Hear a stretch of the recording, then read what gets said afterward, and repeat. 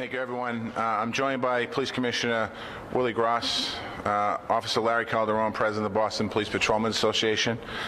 This afternoon, Boston Police Officer Jose Fontanez passed away at the Boston Medical Center due to the COVID-19 virus. Our prayers are with his family and his fellow officers. Officer Fontanez was 53 years old and a resident of the city of Boston. He's a 29-year member of the Boston Police Department, joining the force in 1991.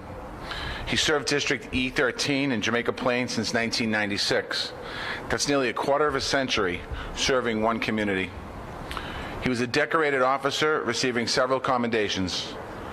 The first thing that his fellow officers remarked was his devotion to his 4 children and his grandchild.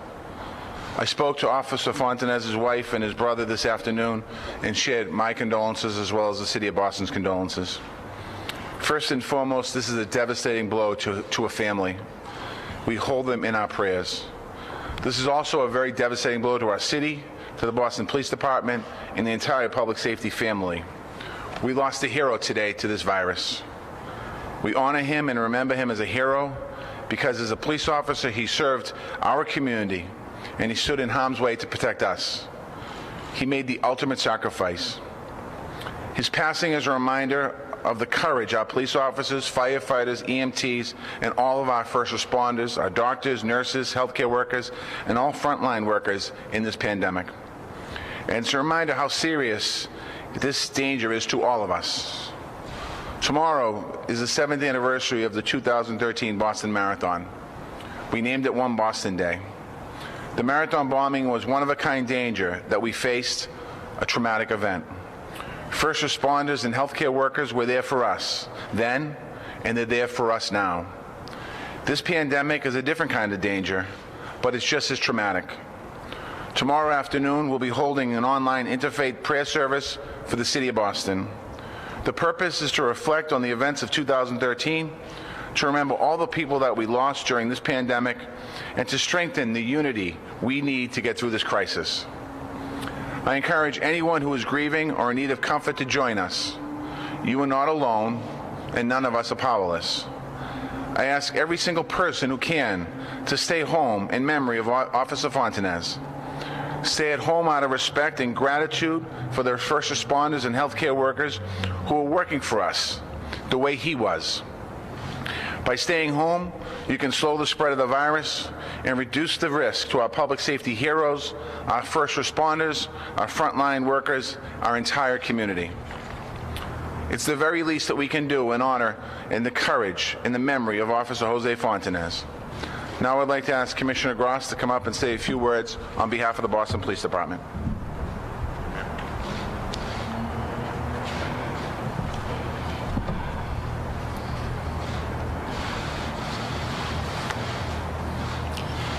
Good afternoon, everyone.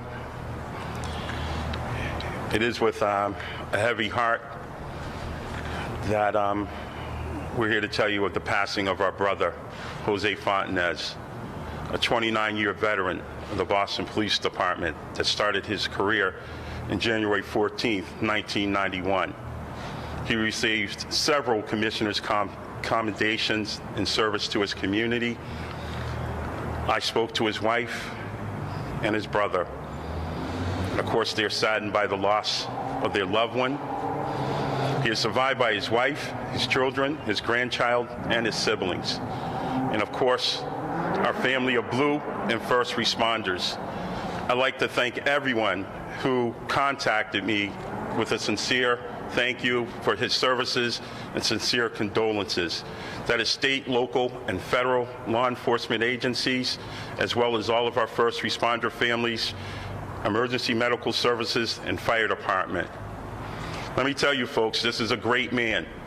Loved this city, of course, loved this family, and loved this family of Blue, and served them well.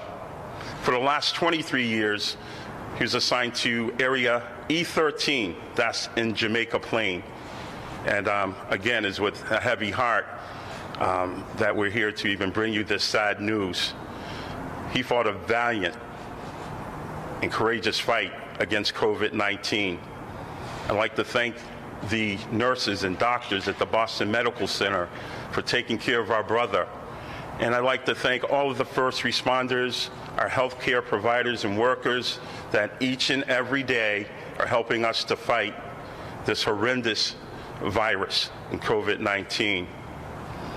As well, the Boston Police Patrolmen's Association President, Larry Calderon, is here. Again, this one hit us pretty tough, but as the mayor alluded to, we can all do more to help prevent the spread of this virus.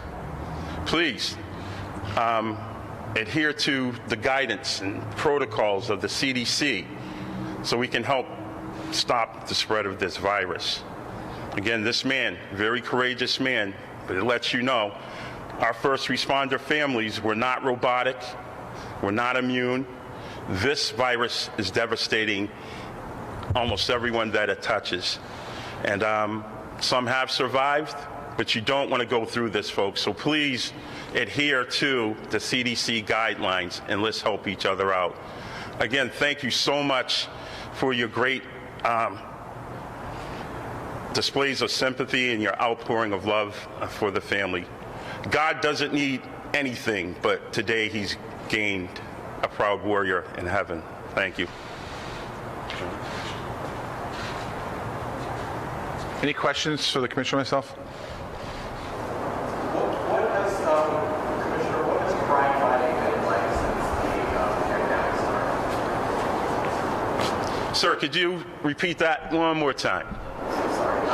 What has crime fighting been like for this time, and what kind of added strains this caused? I can tell you right now, without hesitation or reservation, that most of the community has stepped up and helped us to fight crime.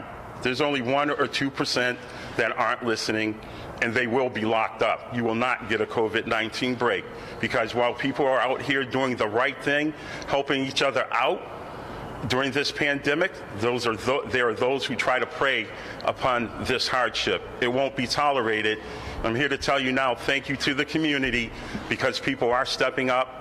They're not desensitized, and they are helping us put away the people that need to be put away. So as it goes to fighting crime, it's definitely with the citizens of Boston. It's definitely with everyone you see here, from the mayor, the city cabinets. We're all on the same page of helping each other through this pandemic. But in speaking with District Attorney Rollins as well, it will not be tolerated when you commit acts of violence or crime in our neighborhoods. So full steam ahead. Nothing's changed. How many officers in Jamaica Plain, or perhaps throughout the police force, have been sickened by the coronavirus? Over the weekend, we spoke to Captain Greenland, who Yes. also now recovering from the coronavirus. Yes, unfortunately, thus far we've had 67 officers who have been tested positive for coronavirus, and we have 53 who are still out. So again, with your love, affection, and care and prayers, officers have been able to return to duty, and they've done so willingly to continue to help out the citizens of Boston. So let's have prayers for those who are still out with COVID-19. Precincts undergone cleaning? Absolutely. So anywhere that we've had the COVID-19 breakout, we don't shut the stations down, but we give them a thorough cleaning, right, to make sure from floor to ceiling that we try to eradicate that virus or any semblance of it from the places where our officers serve from. Could you talk about being on the front lines of this, your officers being the ones who are out there interacting with members of the public, themselves at risk? Stuff like Yes. that? So we all know the symptoms. We all know how dangerous this virus can be. And so it is tough being on the front lines as a Boston police officer, but we're not alone. There's several people on the front lines, from emergency medical services to our fire department, the first responder, and all that provide the city services under Mayor Walsh.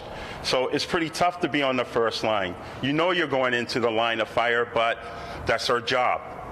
We just like you to know we're not expendable. We're human too.